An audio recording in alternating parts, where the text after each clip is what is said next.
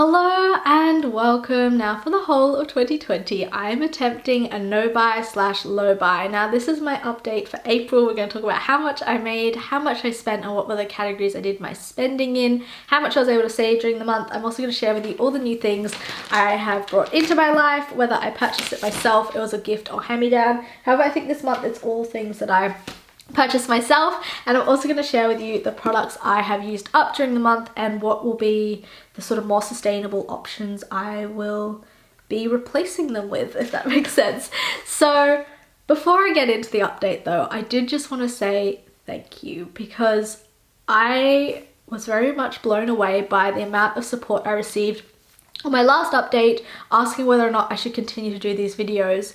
And to receive that many likes and that many comments, I never get that much on a video. And it really, yeah, I was just sort of blown away by it, I think, because I don't know, I don't feel like I'm a good YouTuber by any stretch of the imagination, and I feel like I'm very, very much inconsistent with when I upload and how regularly I upload, and also just trying to get back to comments and things like that. I'm not great at it. I do this like as a hobby or a little passion on the side between all the life things that I have to do, like go to work and study.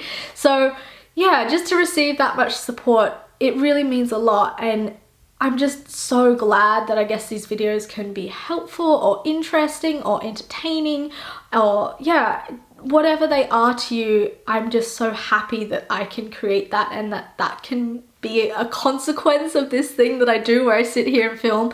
So yeah, just to receive that many likes and that many comments, it means so much, and I do really just enjoy that. I enjoy hearing other people's thoughts, and I especially really appreciated some of the feedback different people said in the comments as well. So just thank you.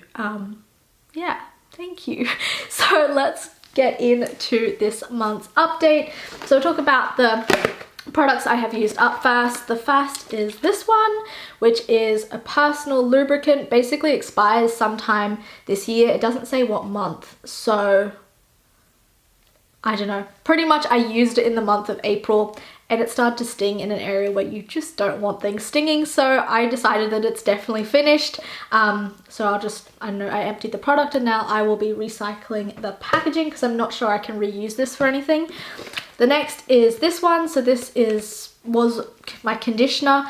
It took me about 7 months to get through this bottle. I do use products very, very sparingly. However, it's now done. I will not be repurchasing the conditioner. I'm going to be transitioning into more of a low poo, no poo method, which I have done in the past. I did it for about 2 years. It worked very effectively for me, but I don't know, out of laziness, I ended up purchasing shampoo and conditioner, and then kind of, I don't know, it's a bit of a process to transition your hair out of using conventional products into more natural products, and so I sort of have just been putting it off. I'm just waiting until I finish using up this to do it, but now I have no excuse and I will be doing that. So conditioner's finished. This was a bottle of body wash. This took me over a year and a little bit to use because I use it very sparingly, like I said, but the way I usually use body wash or also soap is I'll put it in a flannel. I'll put a little dollop and then I'll lather it up in the flannel, and I'll use that to clean my body, so it really makes products last a lot longer and go a lot further. However, I finished up the body wash. I'll be replacing it with just a bar of soap, and I actually am going to reuse this bottle. As you can hear, there's things in here, which is already the water and apple cider vinegar I'll be using on my hair as a conditioning method. Hope that all made sense. That's a lot of details for just 3 products I used up. The next is all the new things that came into my life this month. So we have a ream of paper.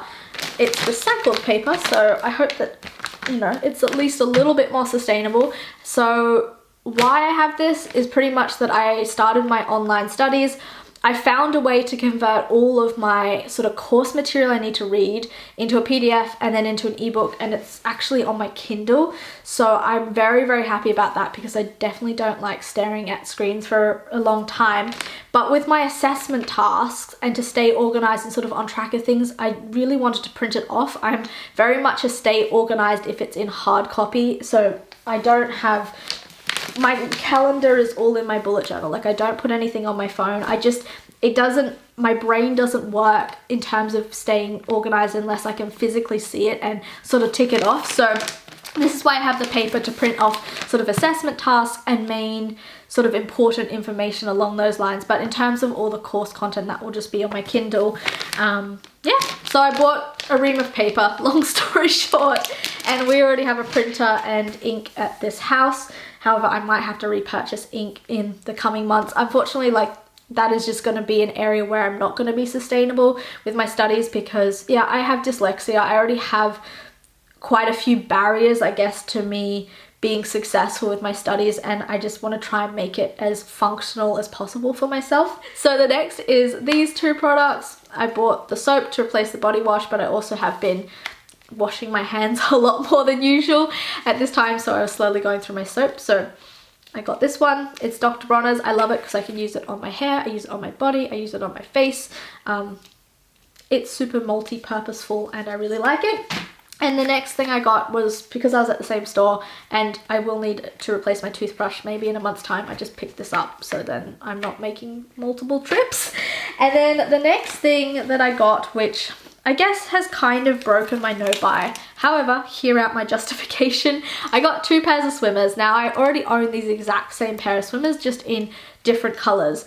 And I'm someone that when I find something I love, I always buy 2 of. If you've seen my closet decluttering, you would have seen multiple of the same dress and like the same pair of jeans 4 times and things like that. However, I got these swimmers because I've never felt comfortable in swimmers. When I was a teenager, I hated going to the beach because I didn't want to put my body on display, and I live about 10 minutes from the beach, which would seem crazy to people that I'm not there every single day. And it's partly to do with that confidence thing, and some of it is to do with like getting older, but also I have found some swimmers that really complement my body shape. So there's a full piece, which I like to have the full piece because I usually wear that when I am working with a client, like if I go swim with a client, because I just feel like it's a little bit more modest. And then for the first time I have a 1-piece swimmer, so it's just like some high-waisted bottoms and a little top. And yeah, I don't know, it's not a necessity purchase. However, it is something that, I don't know, I want to invest my money in. I want to have these swimmers because, yeah, it really suits my body shape and, yeah, it makes me feel comfortable and confident. So, I don't know. Anyway, I know it's called a no buy, low buy video, and I feel like I could change this to just say I'm just doing a low buy.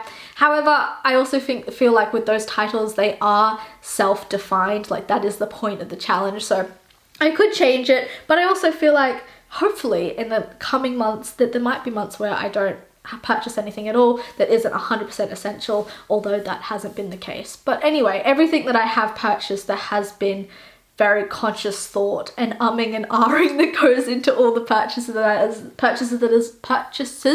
that I have made that are not essential, if that makes sense. So anyway, let's talk about the money side of things and break everything down. So for the month of April, I made a total of $8,706.26. I spent a total of $856.85. So that gives me a total savings this month of $7,849.41. There's a bunch of numbers for you. So once again, this was a high earning month because of me covering for other people and taking on a lot more shifts than I usually would because I am an essential worker, and because of what's sort of happening in the world at the moment, yeah, there's just different people are like not wanting to come and like expose clients to not wanting to expose themselves to multiple clients, so they're trying to like just have a smaller support team around one person so that not as many people are coming into the house. So therefore I'll be doing 4 shifts with someone rather than what I would maybe do as 2 shifts with them.